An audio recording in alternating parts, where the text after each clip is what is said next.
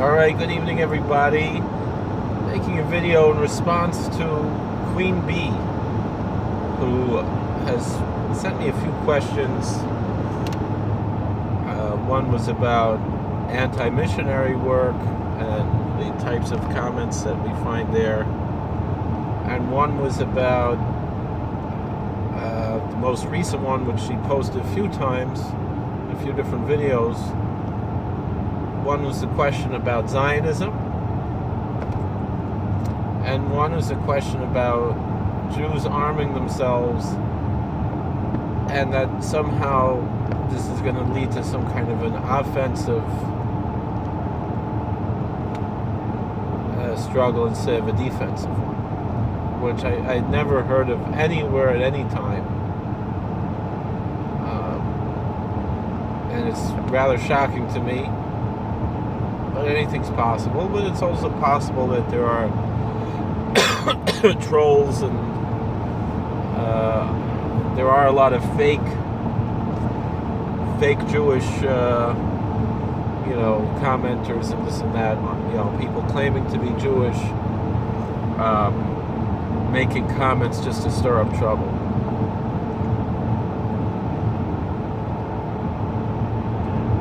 I want you to watch a video that I'm speaking to Queen Bee now. It's a video that I got into some trouble for.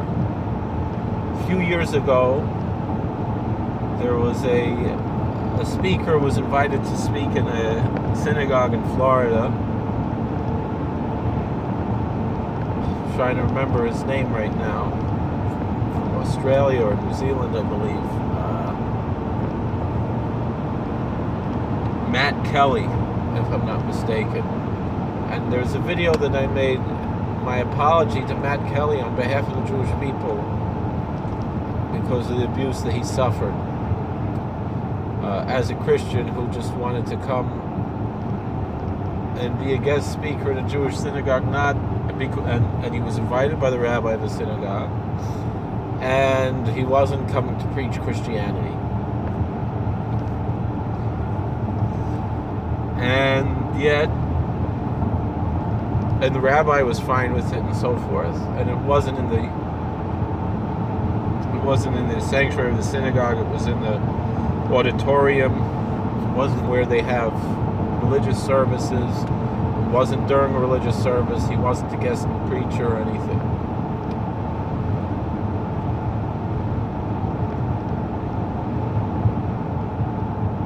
And certain vigilantes and hooligans called him up and started harassing him, and so he canceled the speaking engagement.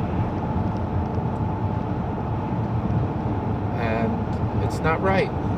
It's not how things work.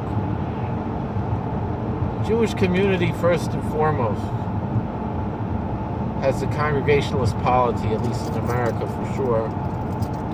We don't have what you have in Israel, where you have the chief rabbinate. That's, to me, that's illegitimate. But the American Jewish community, we have a Congregationalist polity. So it's different than, let's say, the Catholic Church, where you have the hierarchy, Pope, and cardinals and bishops. Not that there's anything wrong with that. And we did have such a thing in ancient times. We had various incarnations of that, but today in America, Jews have a Congregationalist polity. And what I mean by the Congregationalist polity is that the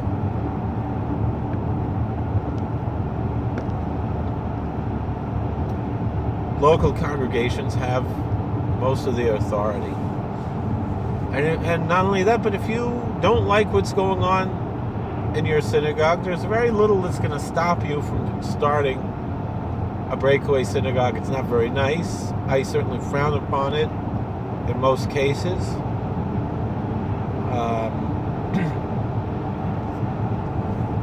But it depends on the case, and it depends on what's going on.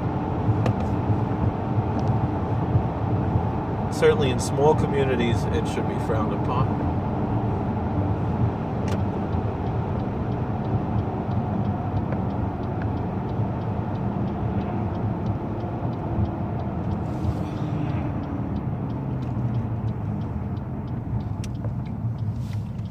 But if the people were not happy with what the rabbi of the synagogue there in Boca Raton, I think it was, wherever it was, where he invited the speaker, so don't go to that synagogue, go to a different synagogue. And that's it. Now, but you should see what I said there, because I don't need to reiterate that again. My position on Zionism, I think, has been well established. I fall somewhere in between the anti-Zionist and the non-Zionist world. And while I have a certain amount of respect for religious Zionists, I strongly disagree with them.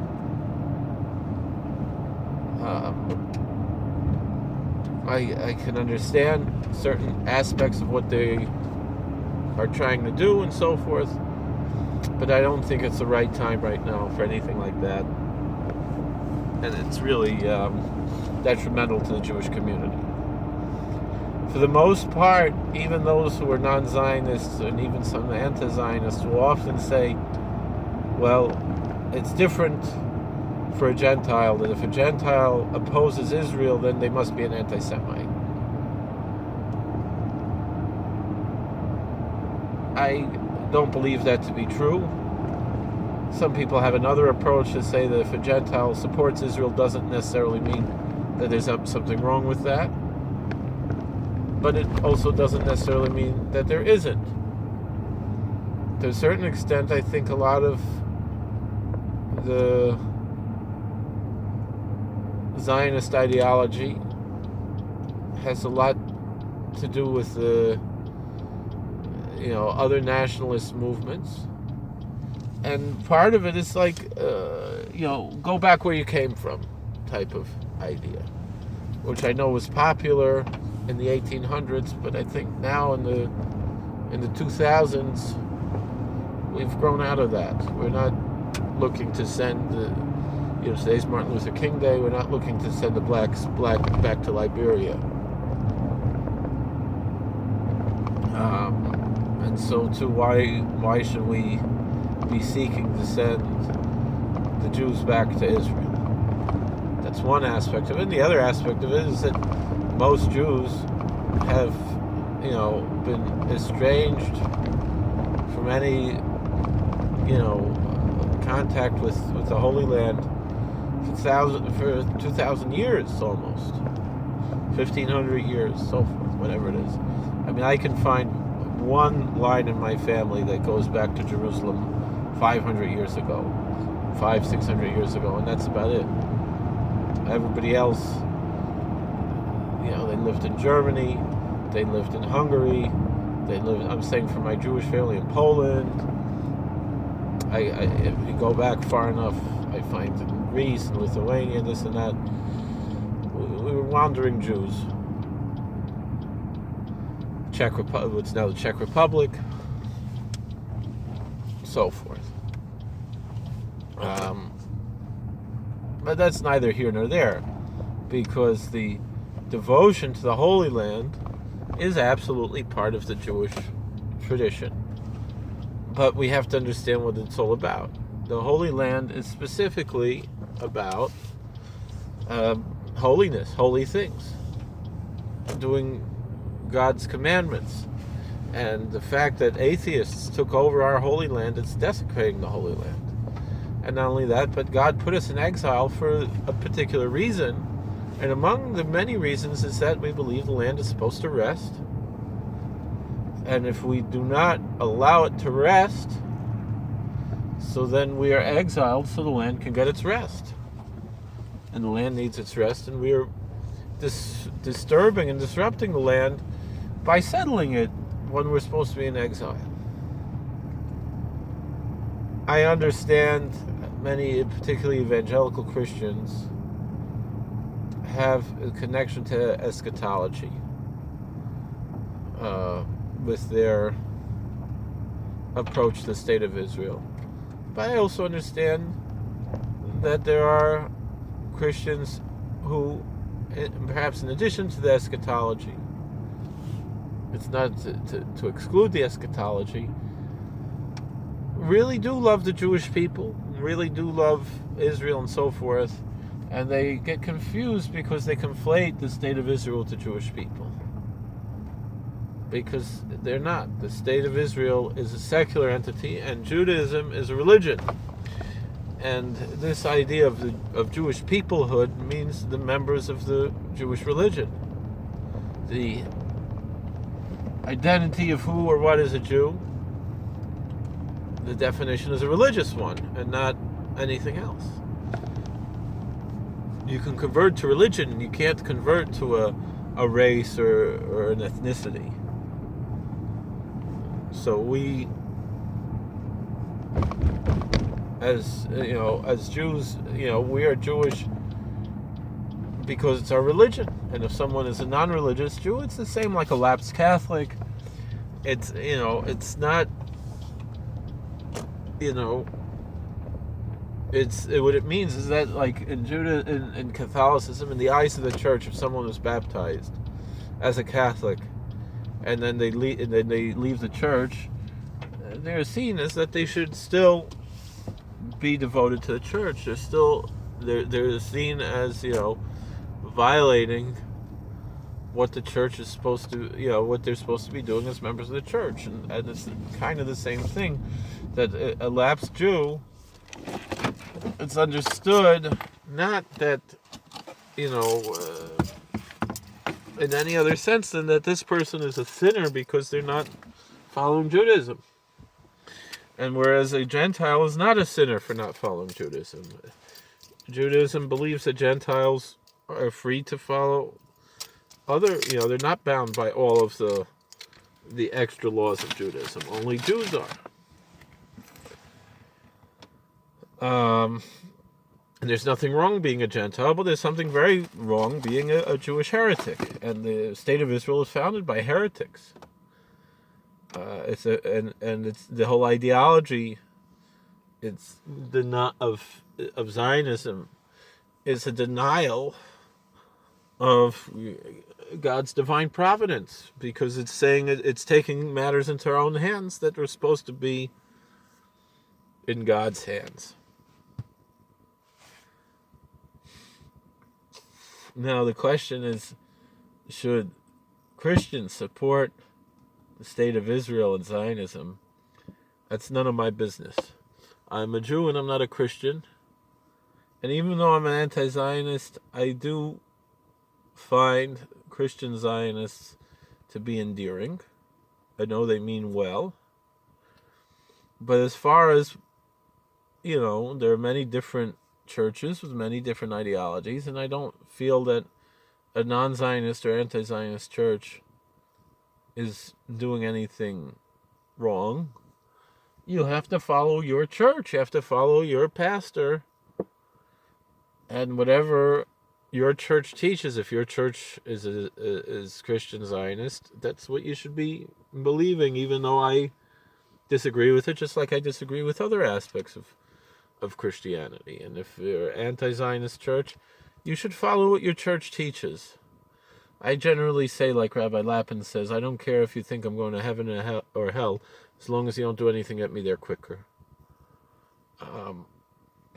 Now, as far as this issue of Jews arming themselves, I don't think just Jews should be free to arm themselves. I think all Americans should be free to arm themselves, not a matter of anything Jewish or Christian or anything else. And I believe in the Second Amendment, and I believe that the Second Amendment is there specifically to protect us from tyranny. One of the first things that Hitler did was take away the guns.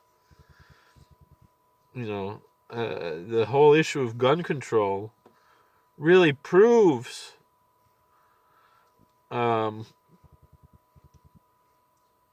the idea that we've always taught, that there was no change historically between the Democrats and the Republicans. A lot of people on the left want to claim that all the old Dixiecrats became Republicans. What they failed to recognize is that the Democrats in the South were always big proponents of gun control. They did not want to allow minorities to be armed. Martin Luther King was denied gun permits by the Democrats in Virginia. It's apropos that today on Martin Luther King Day there was this rally in my old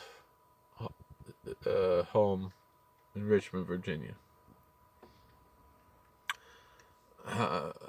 Now, I don't even believe that the reason for this has anything to do with self-defense, but rather defending the people from a tyrannical government. It's not about hunting or even self-defense. However, an armed populace serves as a deterrent to make sure that people are not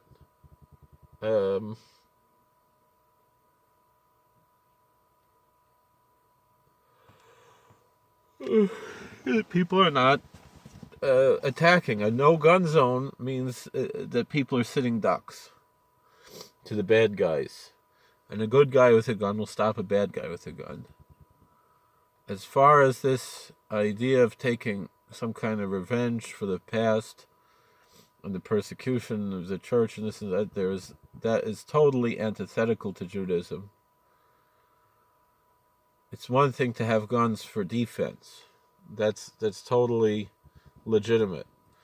But to go on the offense like that, that's totally wrong. And not only that, but it's anti-biblical. Whatever suffering that we had was because of our sins, and not because of anything else.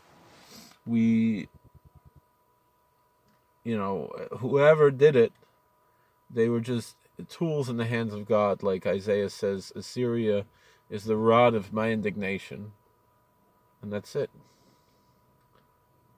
And I think that's the whole answer of what we're talking about here. So it's absolutely forbidden. And not only that, but just like you can't blame Jews who are alive today for killing Jesus, you can't blame Christians who are alive today for the sins of the Inquisition and this and that. And not only that, but most of the inquisitors and so forth were Jewish apostates. They were not Gentile Christians. Torquemada was a Jewish apostate, a lapsed Jew, and these are the problematic people. And just the same thing as today, that the lapsed Jews, people like George Soros and this and that, are causing the problems in the world. And it's nothing about anything else. All right, thank you for watching. God bless. Please like, share, subscribe, comment. See you.